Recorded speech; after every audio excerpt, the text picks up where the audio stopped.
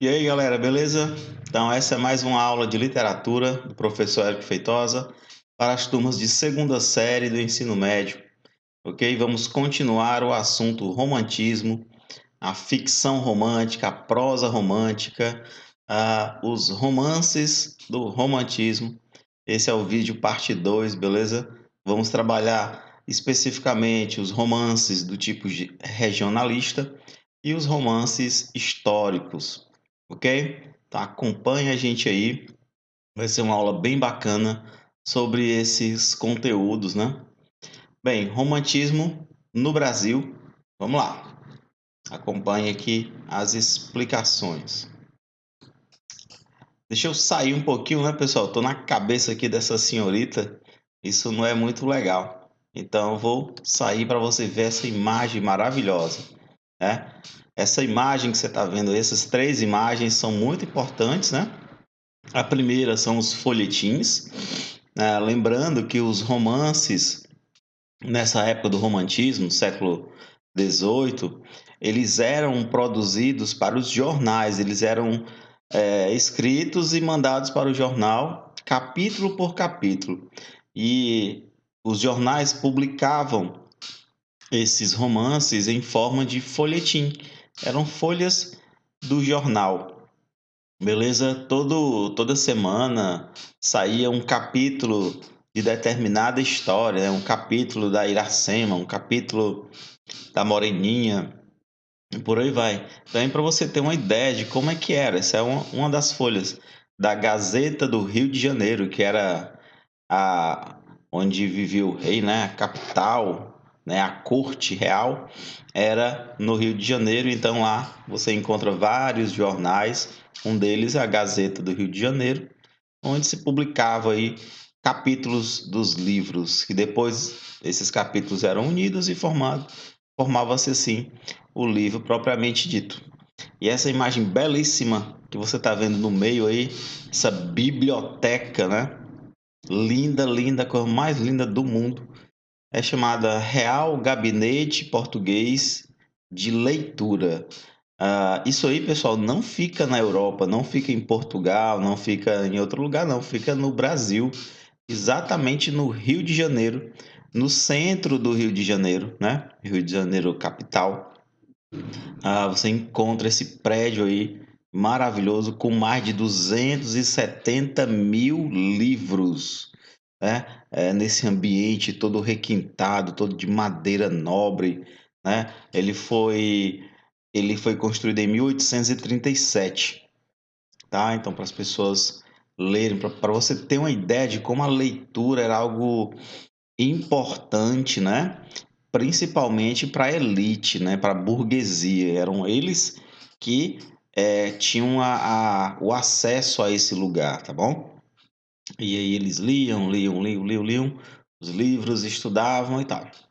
Bem, e do lado, mais uma imagem típica da época, né? A jovem leitora, né? Com seu livrinho aí, uma burguesa, com seu livrinho toda bonita, toda maquiada de brinco, de colar de pérolas. Então, olhando para você, ó, inteligentíssima menina. Então, basicamente é isso. Essa imagem que eu queria mostrar para vocês para relembrar um pouquinho da aula anterior, né? A forma de acesso aos textos era através dos folhetins ou através das bibliotecas, né? Como esse Real Gabinete de Leitura. Beleza? Então, continuando aqui, nós iremos falar sobre os romances regionalistas, né? Lembrando que nós já falamos sobre os romances indianistas e os romances, qual foi o outro? Urbanos, né? Tá lá no vídeo. Romance indianista, romance urbano. Agora, outro tipo de romance, outro tipo de história que as pessoas gostavam muito de ler eram os romances regionalistas, tá? E aqui a gente tem a presença de muito mais escritores, né?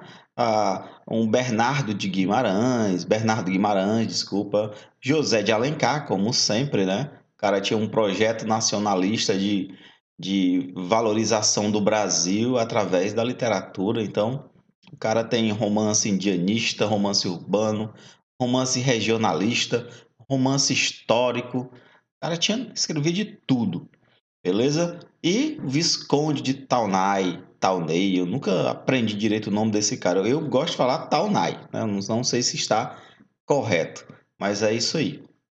Então, são vários autores que resolveram escrever dessa maneira mais regionalista, tá?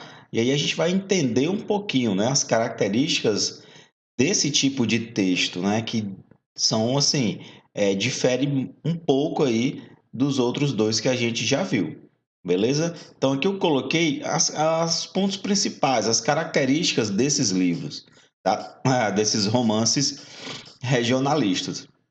Então, olha só, uma característica é justamente essa. O texto regionalista, o romance regionalista, ele não sofreu influência europeia. Aí você pergunta, mas por quê?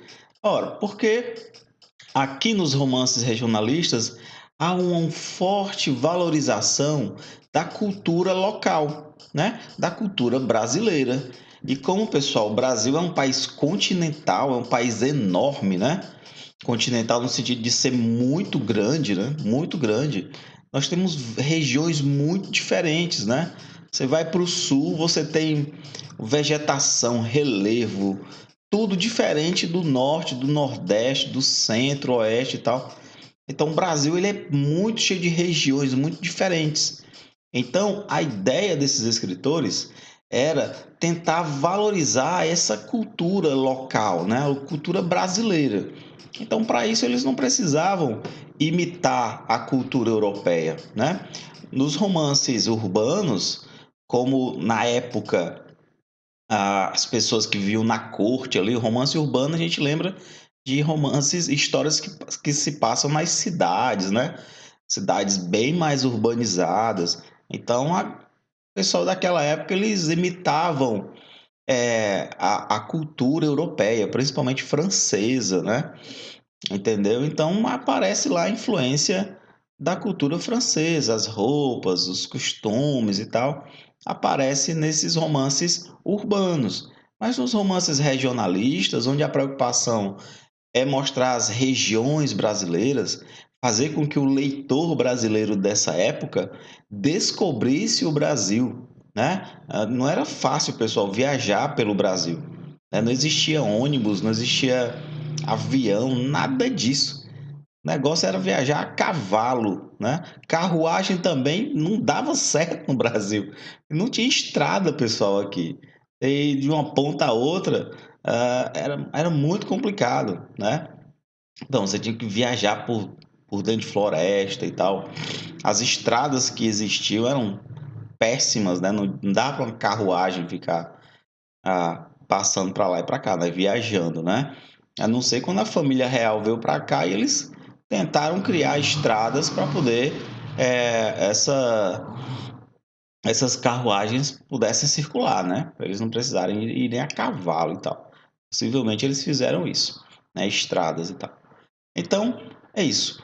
Primeiro ponto, não há influência europeia. Segundo ponto, mostrar os valores específicos de cada cultura, de cada local, né? A cultura do Rio Grande do Sul, a cultura nordestina, a cultura de Minas Gerais, a cultura do norte brasileiro e por aí vai. Beleza? A cultura do interior de São Paulo, a cultura do interior do Rio de Janeiro, tá bom? Que difere muito do que existia nas capitais, como eu acabei de falar. E outro ponto era ligado a grupos sociais, né? Os personagens que aparecem nas histórias, eles pertencem, né? Eles têm uma ligação com os grupos sociais das regiões, né? Quando a gente lembra do Rio Grande do Sul, a gente lembra da figura do gaúcho, como aparece aqui uma imagem, né? Usando esse chapéu, o bigode, esse pano aqui no pescoço, aquela calçona frouxa chamada de bombacha, se não me engano, bombástica, um negócio assim. O chimarrão, né? Aquela bebida lá que eles tomam numa vasilha. que para nós é uma cabaça, né? Para nós do Nordeste é uma cabaça. E então ele tomando aquele chá, né? Que é o chá mate. Então há uma valorização, pessoal, dos grupos locais. Os personagens das histórias eles são bem marcados, bem caracterizados daquela região. Até o falar, a linguagem da região, a gente encontra ali impressa nas palavras que o escritor vai usar. O modo de falar do gaúcho, o modo de falar do nordestino e por aí vai. Beleza? Outro ponto importante é a presença do clima, dos costumes, como eu já falei, e das gírias, né? Da linguagem de cada região. Beleza? É o que nós chamamos de regionalismo, né? Regionalismo. No Ceará, por exemplo, nós temos vários regionalismos. Um oxe, oxe, tudo bom? Oxe, e aí? Então, regionalismo, beleza? Outra coisa, diversidade social, cultural e regional do Brasil. Fica muito claro, assim, quando você lê essas histórias. E, pessoal, são histórias muito legais de ler. Muito legais. Além de você conhecer as regiões, né? Você conhece, assim, você aprende coisas muito interessantes, né? E a história também é muito envolvente, tá? Não deixa de existir a questão da ação, do romance, né, do amor e tal, das decepções amorosas, né? E também uma parte mais realista, sabe, do romantismo, mostra um pouco mais assim a realidade das pessoas. Outro ponto, como eu já falei, eram publicados em folhetins, publicados os capítulos dos livros nos jornais da época, tá? E havia, pessoal, um culto à natureza. Bem, o culto à natureza aqui é uma espécie de artifício imaginário. Então, as cenas se passam na região, explorando os elementos da região, florestas, montanhas, tá? Então aparece esse artifício, assim, você se sente realmente naquele lugar, né? Ao ler o texto, você imagina bem as cenas. Uma característica de todo escritor romântico é ser bem descritivo, né? Quem assistiu o vídeo anterior, a aula anterior, eu mostrei lá um trechinho do Guarani, aquela descrição da personagem Cecília, né? Então, nos outros livros aqui também vamos ter a mesma coisa. Bem, o primeiro romance regionalista é esse que está aqui na foto, né? Na imagem, o Bernardo Guimarães, grande escritor. Ele publicou o primeiro romance regionalista no Brasil, chamado O Ermitão do Muquem. Ermitão é aquela pessoa mais reservada, né? Que vive afastada da sociedade, vamos dizer assim. Então, o Ermitão de Muquem, tá certo? Mas Bernardo Guimarães é conhecido também, eu acredito que mais do que com Ermitão, é conhecido pelo livro A Escrava Isaura, né? Foi transformada em novela várias vezes. Eu acredito que até você aí deve ter assistido algumas cenas dessas novelas, né? Da Escrava Isaura, beleza? Outro autor também regionalista é José de Alencar, com o livro O Gaúcho. Visconde Taunay com o livro Inocência. E aí nós temos mais aqui também. Deixa eu passar aqui um pouquinho. Nós vamos ter. Deixa eu. Tô em cima da escravizaura, pessoal. Deixa eu desaparecer aqui. Nós temos o livro O Cabeleira, do Franklin Távora, O Cabeleira. Pela imagem, né, pela capa do livro, você está observando aí um cangaceiro. E realmente esse livro, um livro de ação, muito legal, pessoal. É como se você estivesse assistindo um filme sobre o cangaço brasileiro, né? Sobre, né? Lembra de Lampião, daquela figura de Lampião? Pois é, existia cangaço antes de Lampião. O Lampião é um dos personagens desse cangaço, né? Desse banditismo social. Beleza? Então tá aí, o Cabeleira, bem bacana. No meio aqui, como você tá vendo, o autor Manuel de Oliveira Paiva, chamado de Oliveira Paiva, tá? Ele escreveu o livro Dona Guidinha do Poço.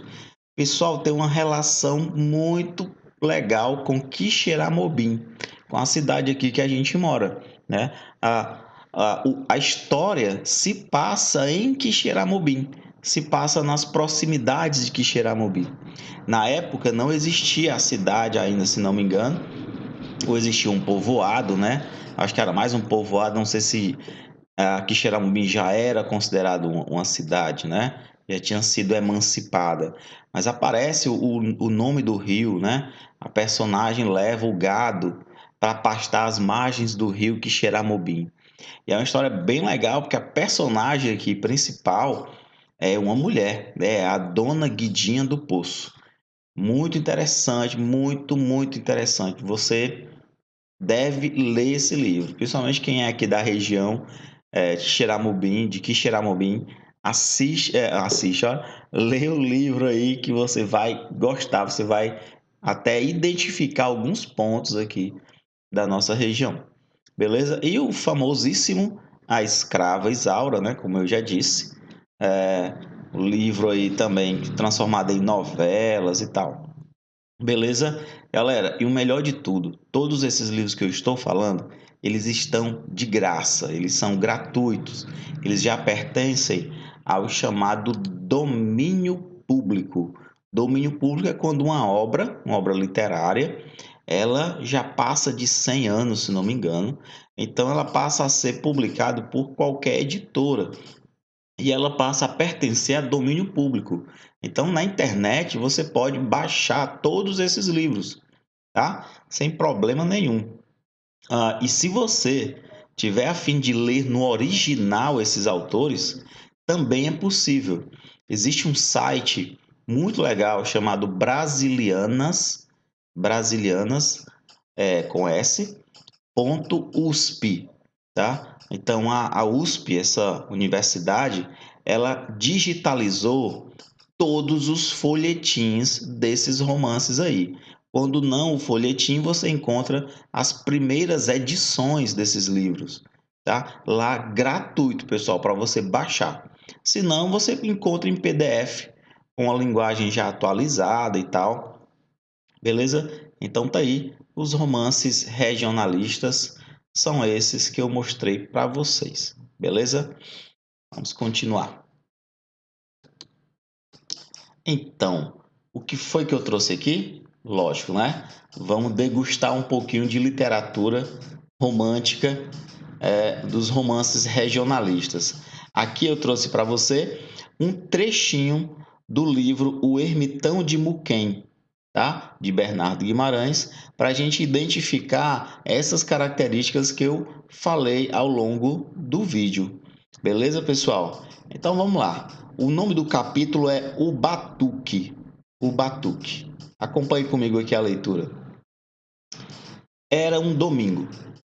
Por uma bela noite de luar, um desses batuques animados e estrondosos, que são tão comuns nas povoações do sertão, fazia retroar um dos mais retirados e silenciosos bairros de Vila Boa.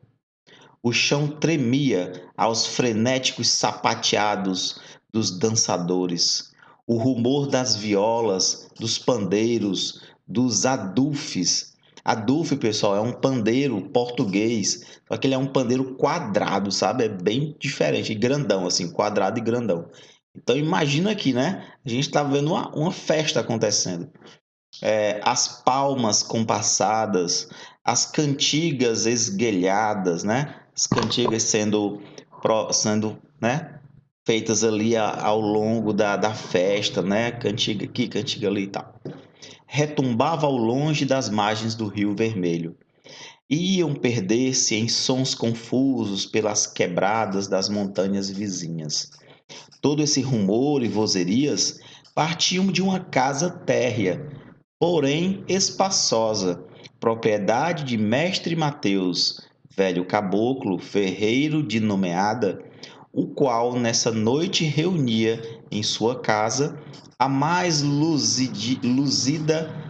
mais luzida rapaziada da vila e da roça, e as mais bonitas raparigas do lugar, a fim de festejar com batuque e folgança os anos de uma de suas filhas.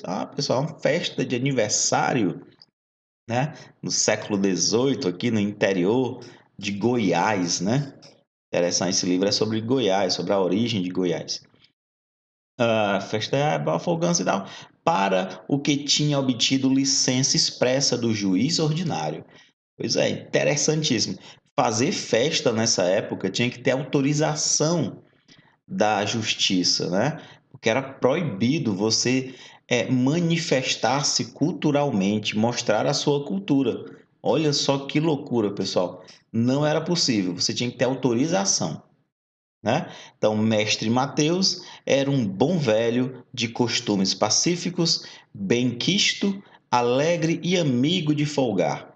Nada havia, pois, de recear de um tal folguedo, sendo feito em sua casa, que nunca foi teatro de desordens. A ideia é manter a ordem, né? Manter a ordem, a segurança. Então, você tinha que pedir licença lá, pedir autorização às autoridades para fazer uma festa. Beleza? Então, olha só, trechinho bacana, né? Isso você não vai encontrar nos romances urbanos, nos romances indianistas, mostrando a cultura local. Muito, muito interessante, né? E você vê que a linguagem não é tão difícil assim.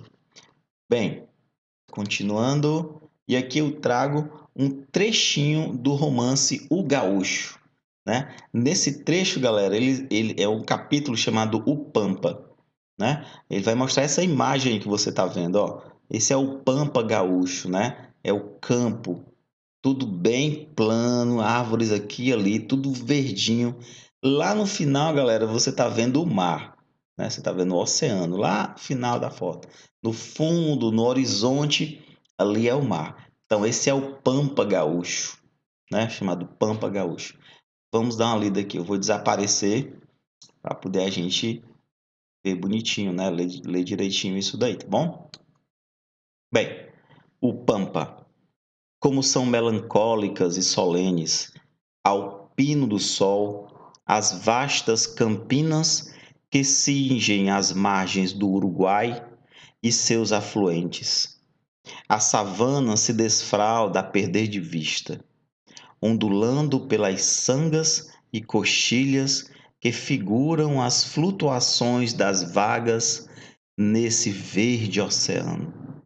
Mais profunda parece aqui a solidão e mais pavorosa do que na imensidade dos mares. É o mesmo ermo, porém selado pela imobilidade, e como que estupefato ante a majestade do firmamento. Raro corta o espaço, cheio de luz, um pássaro erradio, demandando a sombra. Longe na restinga de mato que borda as orlas de algum arroio.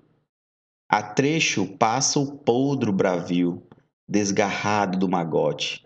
Ei-lo que se vai retouçando alegremente babujar a grama do próximo banhado.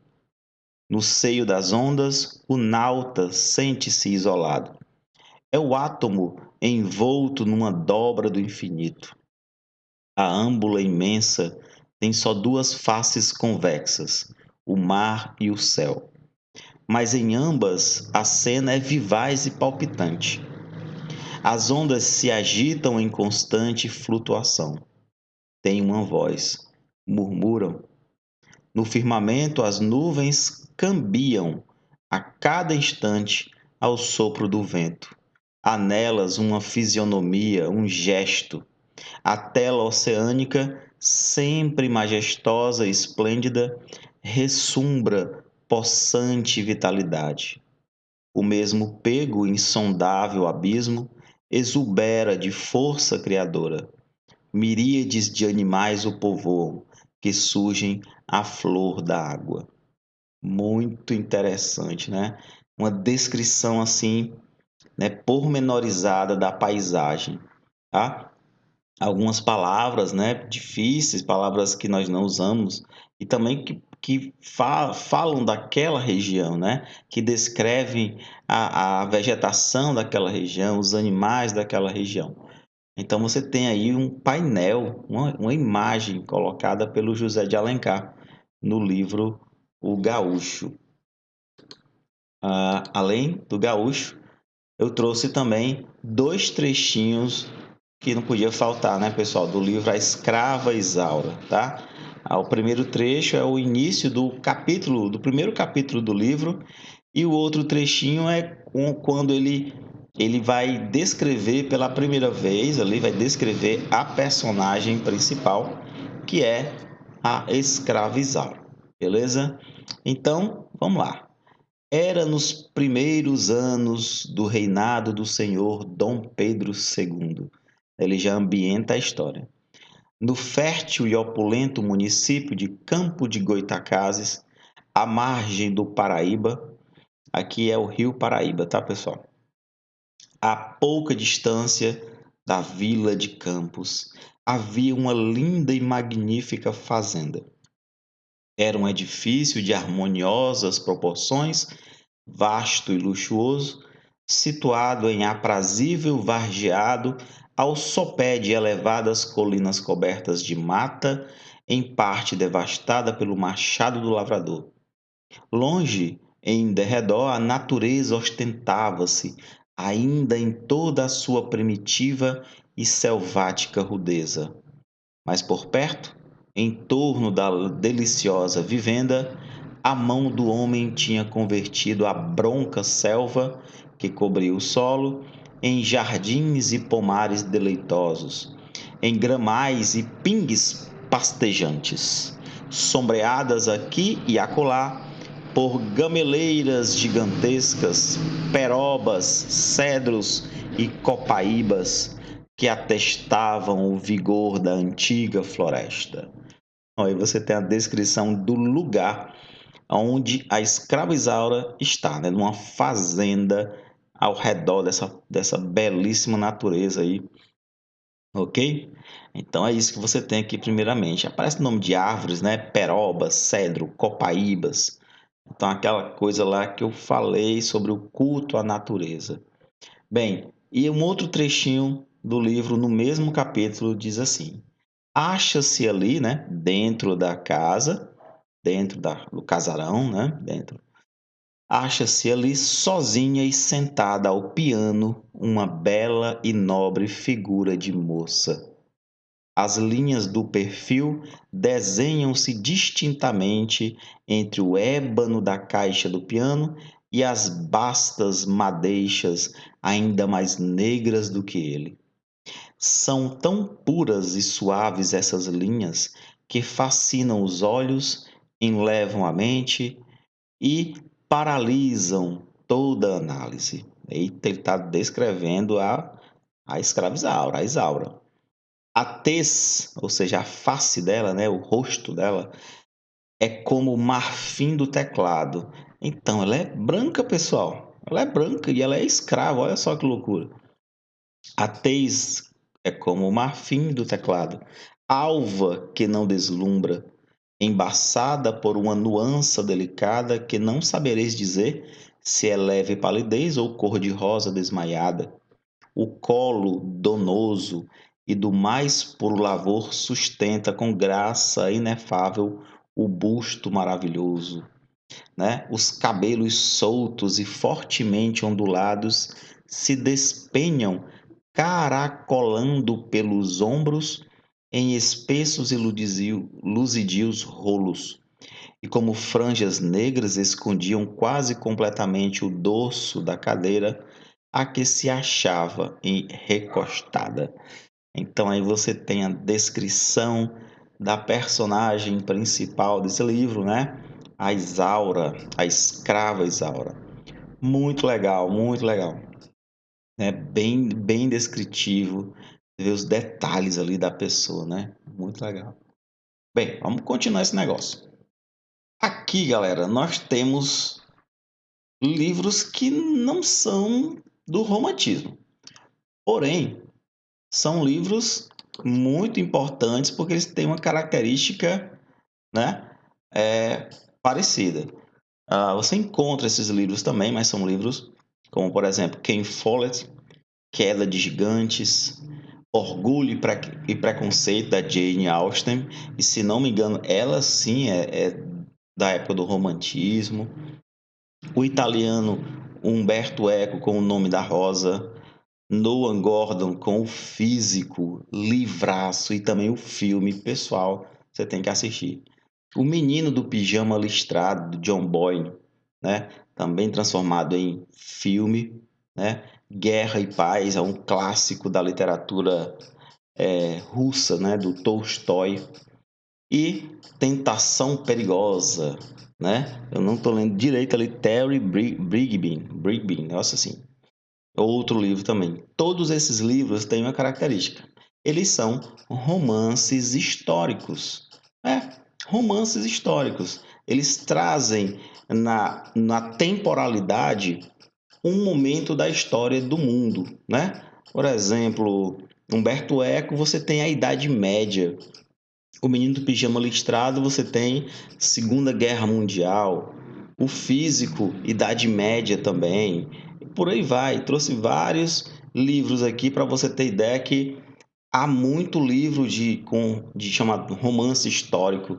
E são livros muito legais de ler. Tá certo? Então, agora vamos para o romance histórico no romantismo brasileiro, né, pessoal? Vamos lá. Então, quais as características dos romances históricos do romantismo brasileiro? Primeiro, aqui nós temos o autor José de Alencar novamente, com o livro As Minas de Prata e o livro Guerra dos Mascates, ok? Então, característica desses romances históricos brasileiros aí. Eles são voltados para o período colonial brasileiro. Então, a ideia era justamente utilizar como momento histórico nas narrativas o período colonial. Mas qual era a intenção? Bem, a proposta deles, a intenção, era fazer uma nova interpretação desses fatos marcantes, tá certo? Do século anterior, do século XVI, século XVII. Lembrando que romantismo é século XVIII, século XIX, ok? Então é isso. E a característica também que salta aqui é o nacionalismo exaltado, né? Ele está contando a história do Brasil através da literatura. Então, não espere fatos históricos, um romance de história, né? Como é que eu posso dizer? Não é um romance de história, é uma aula de história. Não é isso aqui. Ele vai romancear, ele vai criar histórias fantasiosas sobre aquele momento, né? Criar personagens, falar como é que era a vida do personagem, mostrar esse personagem infiltrado aí nesse fato histórico. Por exemplo, Guerra dos Mascates é que é o fato Guerra dos Mascates, né? Nós estudamos em História do Brasil, uma das guerras que houve aqui, tá certo? Das disputas de poder e tal, Guerra dos Mascates.